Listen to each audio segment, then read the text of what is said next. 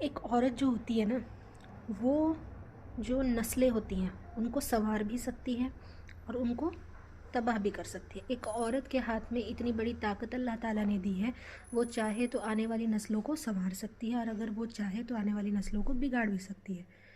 وہ کیسے؟ اگر عورت دین شریعت پر چلنے والی ہوگی، اپنے بچوں کو صحیح طریقے سے گائیڈ کرے گی، قرآن کی روح میں گائیڈ کرے گی، تو نسلیں خود بخود سنور جائیں گی۔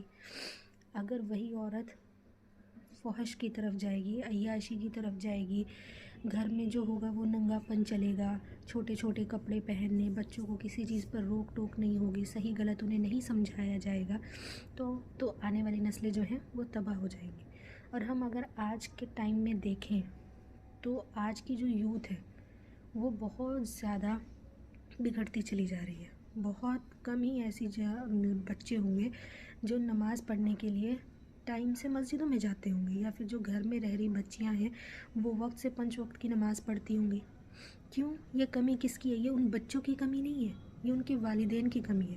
اور والدین میں بھی سب سے زیادہ کمی کس کی ہے؟ والدہ کی، ماں کی کمی ہے۔ کیونکہ جو والد ہوتا ہے، باپ ہے بچوں کا، وہ تو گھر سے باہر ہے، وہ رات میں آئے گا، اس کو تھوڑا بہت وقت ملتا ہے بچوں کے ساتھ، لیکن زیادہ وقت کون گزارتی ہے؟ بے شک ماں ورکنگ ہے، میں یہ نہیں کہہ رہی ہوں کہ ماں کو بچوں کے ساتھ اگر رہ رہی ہے، میں ورکنگ وومنس کی بھی بات کر رہی ہوں جو بچوں کے ساتھ کام کرتی ہیں باہر جا کر بھی۔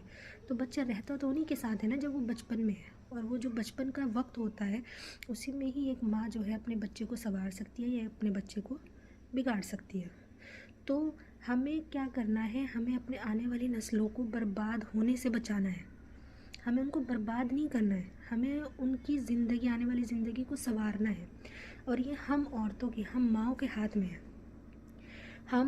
اگر ہم خود ان کے سامنے نماز نہیں پڑھیں گے تو ہم ان کو کیسے کہہ سکتے ہیں کہ تم نماز پڑھو؟ ہم ان کے سامنے قرآن کی تلاوت نہیں کریں گے تو ہم کل کو انہیں کیسے کہیں گے کہ تم قرآن کی تلاوت کرو؟ جب ہم انہیں دین کے بارے میں، جب ہم خود سے نہیں پڑھیں گے دین کے بارے میں، تو ان کو کیسے بتائیں گے ہمارے دین میں کیا ہے، کیسے ہم تک یہ دین پہنچا ہے؟ پھر ان کے دل میں دین کی محبت کیسے آ جائے گی؟ وہ تو پھر وہی موبائلز پر لگے رہیں گے نا، اور جو موبائل میں دیکھیں گے وہ چیزیں ان کے دل میں گھر کر جائیں گی۔ تو پھر ہم یہ نہیں کہہ سکتے نا کہ بچے خود سے ایسے ہو رہے ہیں، نہیں، وہ ہم ماؤں کی غلطی ہے، ہم نے ان پر دھیان نہیں دیا، ہم نے ان پر توجہ نہیں دی، ہم نے ان کی پرورش اس طریقے سے نہیں کری جس طریقے سے ہمارے اسلام میں ہمیں کہا گیا ہے۔ کیونکہ یہ کہا جاتا ہے کہ ماں کا پہلا سکول بچے کا پہلا جو سکول ہوتا ہے، جو بچے کی پہلی مدرسہ ہوتا ہے، وہ ایک ماں ہوتی ہے۔ وہ کیوں کہا گیا ہے اس کو؟